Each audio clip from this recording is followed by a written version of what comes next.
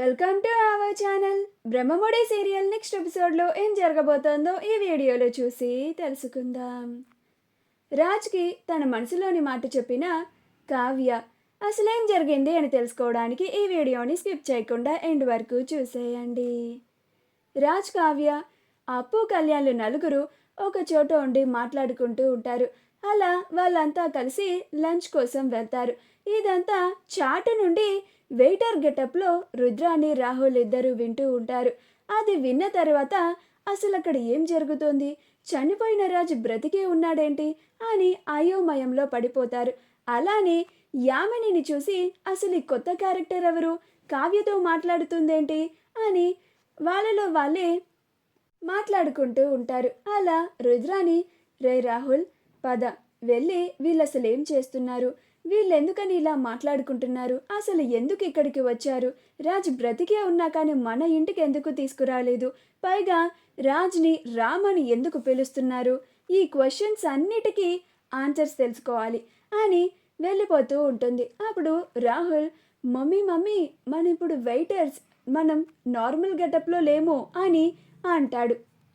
అప్పుడు రుద్రాని, అయితే ఇప్పుడు మనం జ్యూస్ కానీ అలాంటివి ఏమన్నా తీసుకెళ్ళాలి అని చెప్తున్నావా అని అంటుంది. అప్పుడు రాహుల్, మరి తప్పదు మామ్, మన గెటప్లకి అవి ఉండాలి, లేకపోతే డౌట్ వచ్చేస్తుంది అని అంటాడు. అప్పుడు రుద్రాని, ఏం మాట్లాడుతున్నావు, నా స్టేటస్ ఏంటి, నేను జ్యూస్లు పట్టుకెళ్ళడం ఏంటి, నేను పట్టుకోను అని అంటుంది. అప్పుడు రాహుల్, తప్పదు మామ్, ఆ కావ్య రాజ్ని రామని ఎందుకు పిలుస్తుందో తెలుసుకోవాలి అంటే మనం జ్యూస్లు తీసుకెళ్ళక తప్పదు అని అంటాడు. అప్పుడు రుద్రాని, సరే ఓకే అని అంటుంది. అప్పుడు రాహుల్, పద మమ్మీ వెళ్ళి జ్యూస్లు తీసుకెళ్ళి అందరికీ జ్యూస్లు ఇస్తున్నట్లుగా వాళ్ళ చుట్టూతో తిరుగుతూ ఏం జరుగుతుందో తెలుసుకుందాం అని అంటాడు. అప్పుడు రుద్రాని, సరే పదా అని అంటుంది. అలా వాళ్ళిద్దరు కూడా వెళ్ళి జ్యూస్లు తీసుకొని కావ్య, కళ్యాణ్, అప్పు, రాజుల చుట్టూతానే తిరుగుతూ ఉంటారు.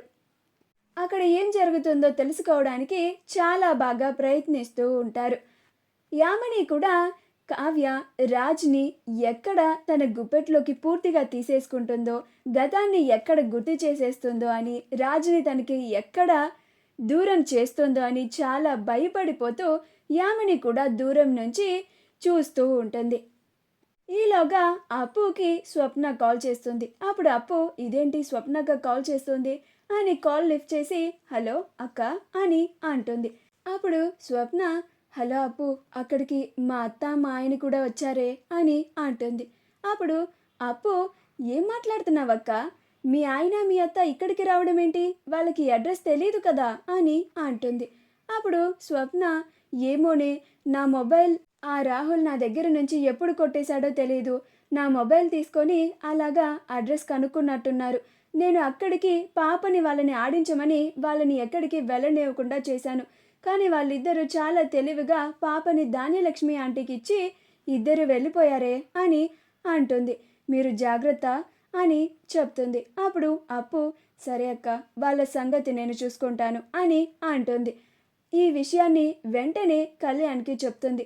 అప్పుడు కళ్యాణ్, అవునా, మా రుద్రాని అత్త రాహుల్ కూడా వచ్చారా అని అంటాడు. అప్పుడు అప్పు, అవును కూర్చి, మా స్వప్నకి ఇప్పుడే కాల్ చేసి చెప్పింది అని అంటుంది. అప్పుడు కళ్యాణ్ వెంటనే ఈ విషయాన్ని వదినతో చెప్పాలి అని అంటాడు. సరే పద చెప్దాం అని కావ్య దగ్గరికి వెళ్తారు. కావ్య అప్పుడు రాజ్తో మాట్లాడుతూ ఉంటుంది. అప్పుడు అప్పు కావ్యతో, అక్క అక్క నీకో విషయం చెప్పాలి అని అంటుంది. అప్పుడు కావ్య, ఏంటి అప్పు అని అంటుంది. అప్పుడు అప్పు, ఆ రుద్రాని రాహుల్ ఇద్దరు ఇక్కడికి వచ్చారంట అని అంటుంది. అప్పుడు కావ్య, అవునా, అయినా వాళ్ళకి ఈ అడ్రస్ ఎలా తెలిసిందే అని అంటుంది. అప్పుడు అప్పు, స్వప్నక్క మొబైల్ని దొంగతనం చేసి తెలుసుకున్నారంట అక్క అని అంటుంది. అప్పుడు కావ్య, సరే రానివ్వు, వాళ్ళకి కూడా ఒక జలకిద్దాం అని అంటుంది. నాకు తెలిసి ఇక్కడే ఎక్కడో ఏదో మారువేషంలో తిరుగుతూ ఉంటారు అని అంటుంది. అప్పుడు అప్పు, అవునక్క, వాళ్ళెక్కడున్నారో నేను చూసి ఇటువైపు రానివ్వకుండా చేస్తానక్క అని చెప్పి రుద్రాని రాహుల్ ఇద్దరు ఎక్కడ ఉన్నారో చూడ్డానికి వెళ్తుంది. వెళ్తుంది.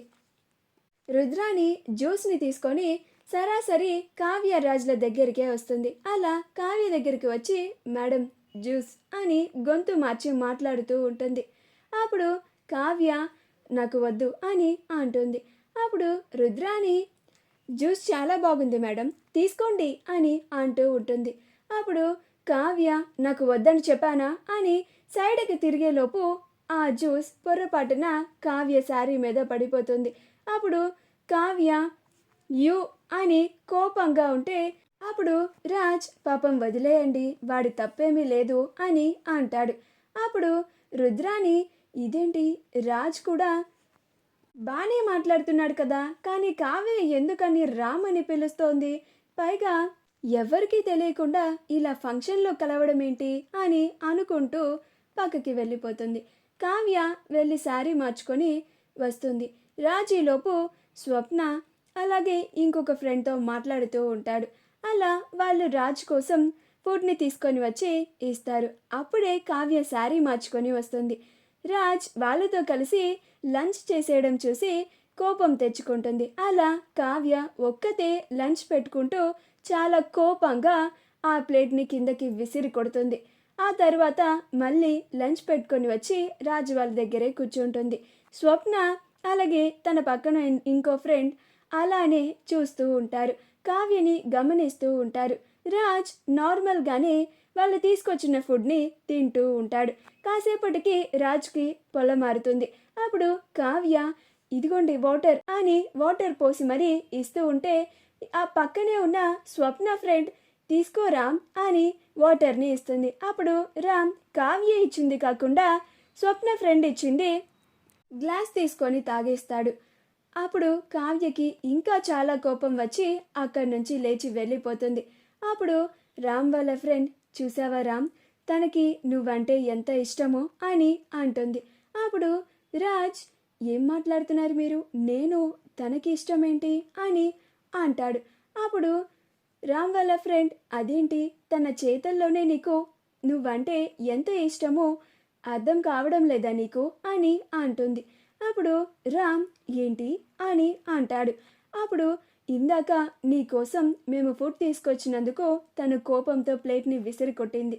ఆ తర్వాత నీకు వాటర్ ఇవ్వాలని తను ఇచ్చినా కానీ నువ్వు నేనిచ్చిన గ్లాస్లో వాటర్ తాగావని కోపంగా ఇక్కడి నుంచి లేచి వెళ్ళిపోయింది అని అంటుంది.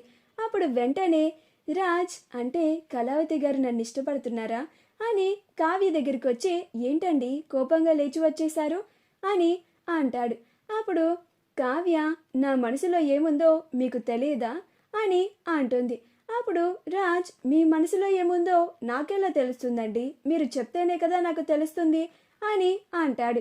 ఇదంతా ఒక పక్క నుంచి యామిని చూసి ఆశ్చర్యపోతూ ఉంటుంది. మా వీడియో కనుక మీకు నచ్చినట్లయితే లైక్ చేయండి, షేర్ చేయండి, మా ఛానల్ని సబ్స్క్రైబ్ చేసుకోండి, పక్కనే ఉన్న బెల్ ఐకాన్ని క్లిక్ చేయడం మాత్రం మర్చిపోకండి.